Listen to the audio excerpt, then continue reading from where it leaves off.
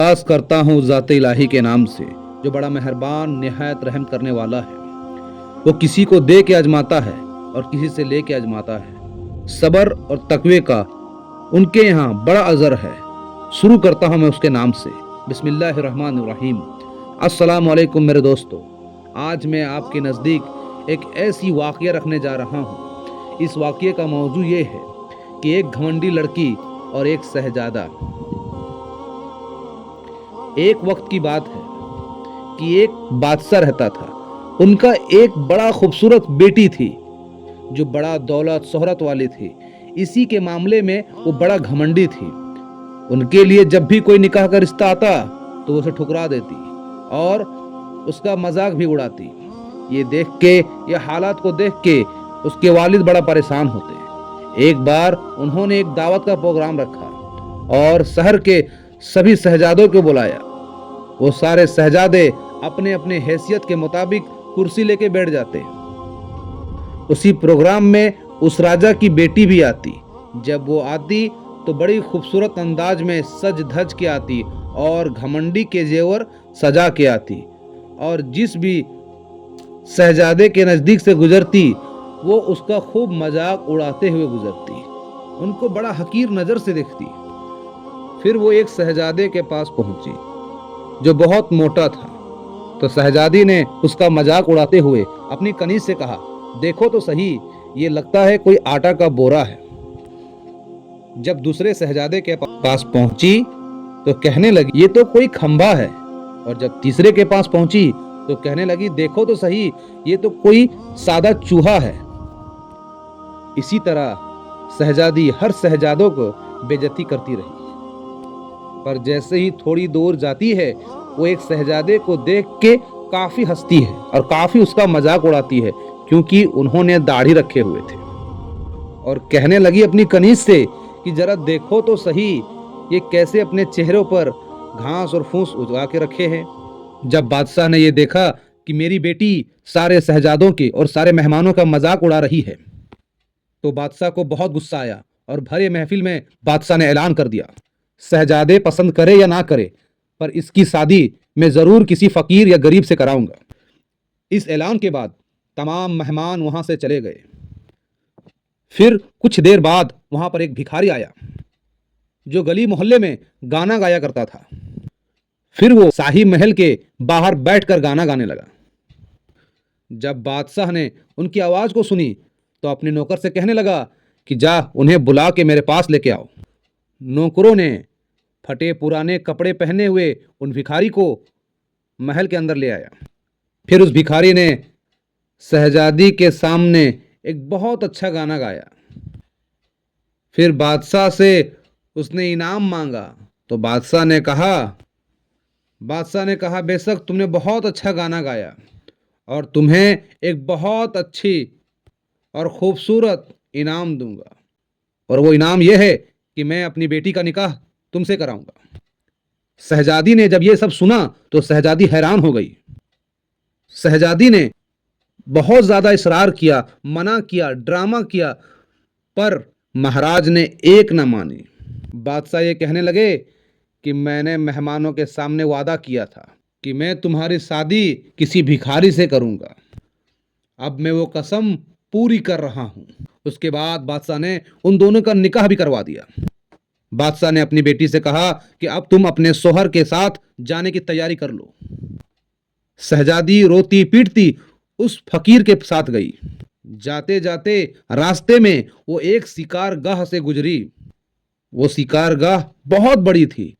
तो उस शहजादी ने फकीर से कही कि ये शिकारगाह किसका है। वो भिखारी ये कहने लगा कि मैंने सुना था कि तुमने एक मर्तबा एक दाढ़ी वाले का मजाक उड़ाया था। ये शिकारगाह उसी दाढ़ी वाले शहजादे का है। अगर तुम उस दाढ़ी वाले से शादी कर लेती तो आज ये शिकारगाह तुम्हारा होता। फिर वो दोनों चलते चलते कुछ दूर पहुंचे ही थे कि एक बहुत बड़ी बाग में पहुंचे। वो शहजादी पूछने लगी कि ये बाग किसका है। वो फकीर बोला, ये भी उसी दाढ़ी वाले का है। फिर चलते चलते वो एक बड़े अजीमोशान शहर में वो दाखिल हुई और पूछने लगी कि ये शहर किसका है। तो भिखारी बोलने लगा कि ये शहर उसी दाढ़ी वाले के मुल्क में आता है और कहने लगा कि अगर तुम उससे शादी कर ली रहती तो ये सब तुम्हारा होता। उस शहजादी अफसोस के साथ बोलती है कि काश मैं उस शहजादे से शादी कर लेती तो ये सारा मुल्क मेरा होता। हाय अफसोस, मुझसे कितनी बड़ी गलती हो गई। तो भिखारी ने नाराज होकर गुस्से में कहा कि मुझे उससे कोई मतलब नहीं, और कहने लगा कि भला मेरे होते हुए तुम दूसरे मर्द की मेरे सामने बातें क्यों कर रही हो। वो कहने लगा क्या मुझ में कुछ कमी है भला। उस शहर से बाहर जब वो थोड़ी दूर चलते हैं तो एक झोपड़ी के पास पहुंचते हैं। वो शहजादी कहने लगी ये झोपड़ी किसका है। वो फकीर कहता है कि ये झोपड़ी हमारा है और आज से हम इसी में रहेंगे। जब वो उस घर में दाखिल होते हैं तो शहजादी कहने लगती है कि हमारा नौकर कहाँ है। वो भिखारी कहता है हमें नौकर की क्या ज़रूरत है, तुम हो सारा काम करने के लिए। भिखारी ये कहने लगा छोड़ो वो सब बातें और तुम जल्दी से आग जलाओ और मेरे लिए खाने की तैयारी करो, मुझे काफ़ी भूख लगी हुई है। शहजादी कहने लगी हैरत से कि मुझे खाना बनाना नहीं आता है, मैं भला खाना कैसे बनाऊंगी। फिर भिखारी कहने लगा ठीक है चलो मैं आज तुम्हारी मदद कर देता हूँ।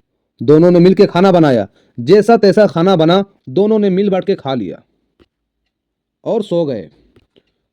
दूसरे दिन सुबह होते ही वो भिखारी अपनी बीवी को जगाता है और कहने लगता है कि घर का सारा काम करना शुरू कर दो। वो शहजादी उठती और सारा दिन काम करने लगती और भिखारी की डांट भी सुनती। इसी तरह उन्होंने कुछ दिन गुजार लिए। फिर भिखारी ने कहने लगा कि मैंने जो कुछ भी कमाया था वो अब सब खत्म हो चुका, अब कमाने की बारी तुम्हारी है। भिखारी कहने लगा कि मैं तुम्हें लकड़ी लाके देता हूं, तुम उससे टोकरियां बुन लेना। ये कह के वो भिखारी जंगल की तरफ चला गया और टोकरी बनाने वाला लकड़ी काट के ले आया। शहजादी ने टोकरी बनाना शुरू कर दी। बेचारी शहजादी इस तरह का पहले कभी मेहनत भरा काम ना किया था, इसलिए उसकी उंगलियां जख्मी हो गईं और उसमें से खून निकलने लगा। ये देखकर उसके शोहर ये कहने लगा कि तुम ये काम नहीं कर सकती, तुम्हारे लिए कुछ अलग सा काम देखता हूं। मैं तुम्हारे लिए धागे लेके आता हूं, तुम उससे कपड़े बुन लिया करना। पर शहजादी से यह भी ना हो सका। वो भिखारी गुस्से में आके कहने लगा कि तुम तो मेरे लिए कुछ भी काम के नहीं हो, तुम तो कोई भी काम नहीं कर सकती, तुमसे मैं शादी करके बर्बाद हो गया। ठीक है मैं तुम्हारे लिए कुछ मिट्टी के बर्तन ले आता हूं, तुम उसे बाजार में ले जाकर बेच दिया करो। शहजादी कहने लगी कि जब मैं बर्तनों को लेके बाजार में जाऊंगी तो बाजार में मेरे मुल्क के लोग भी आए रहेंगे, वो लोग देख के मुझ पर हंसेंगे। तो शोहर गुस्से में ये कहने लगा कि ये मेरा मसला नहीं है। तो भिखारी कहने लगा कि अगर तुम भूख से मरना नहीं चाहती हो तो तुम्हें यह काम करना ही पड़ेगा। वो बाजार बर्तन को लेकर चली जाती है और बर्तन का कारोबार अच्छा चलने लगा। लोगों ने जब एक खूबसूरत लड़की को बर्तन बेचते हुए देखा तो उस पर रहम करके उससे बर्तन ले लिया करता। बाजार से सारे बर्तन उसके बिक गए। अगले दिन उसके शोहर ने उसके लिए और बर्तन ला के दे दिए। अगले दिन जब वो दुकान लगाती है तो उस बाजार के जो देख रेखाव करने वाले सिपाही रहते हैं वो उसे डांटने लगते हैं और उसके बर्तनों को तोड़ देते हैं, क्योंकि उन्होंने दुकान को बीच सड़क में लगाया हुआ था। वो रोती हुई घर की तरफ आती है और सारा माजरा अपने भिखारी शोहर को बताती है। वो शोहर बड़ा गुस्सा करता है और कहने लगता है तुम्हें तो अक्ल ही नहीं है, तुम्हें बीच में रखने के लिए किसने कहा था। दुकान तो साइड किनारे में लगाया जाता है, ना कि रोड के बीच में।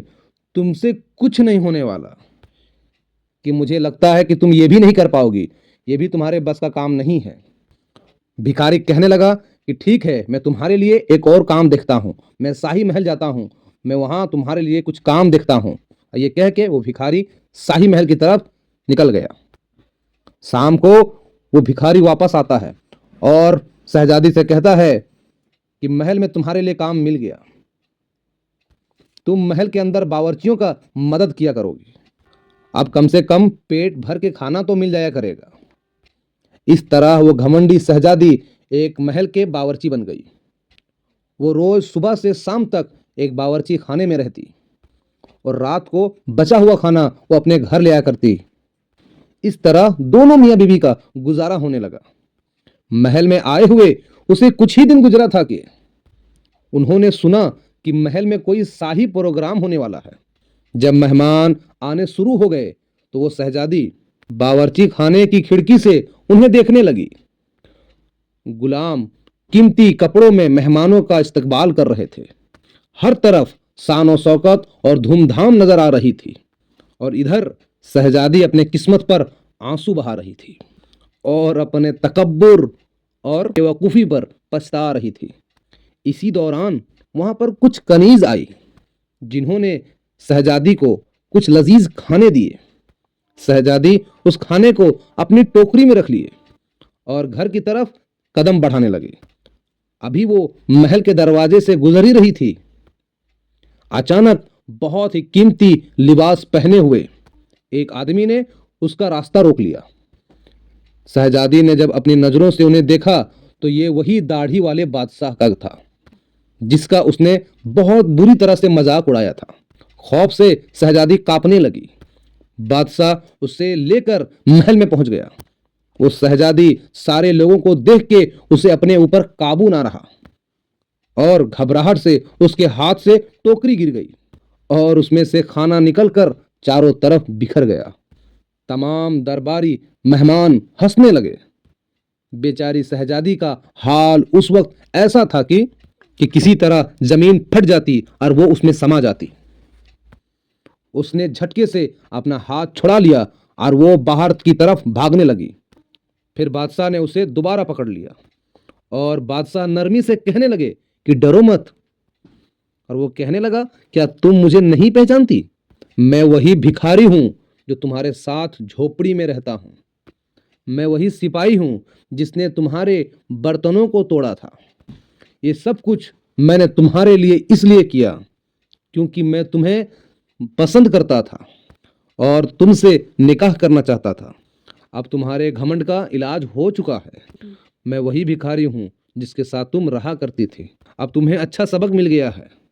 पिछली बातों को भूल जाओ और देखो हमारी शादी की तैयारियां हो रही है।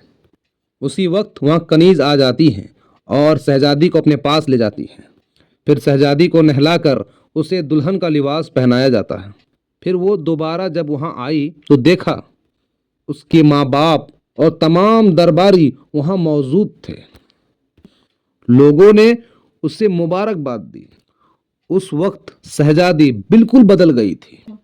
उसके अंदर की गुरूर, उसके अंदर की घमंड, सब चीज खत्म हो चुकी थी। उसने जिंदगी गुजारने का सही तरीका सीख लिया था। भाइयों, इस कहानी से हम ये सीखते हैं कि हालात कैसा भी हो, हमें अल्लाह का शुक्रगुजार बंदा बनना चाहिए, न कि तकब्बुर करने वाला। अगर आपको ये कहानी अच्छी लगी तो आप हमारे साथ बने रहिए दूसरी कहानी के साथ। इस चैनल को सब्सक्राइब करें और सपोर्ट करें। अस्सलाम वालेकुम रहमतुल्लाहि व बरकातुहू।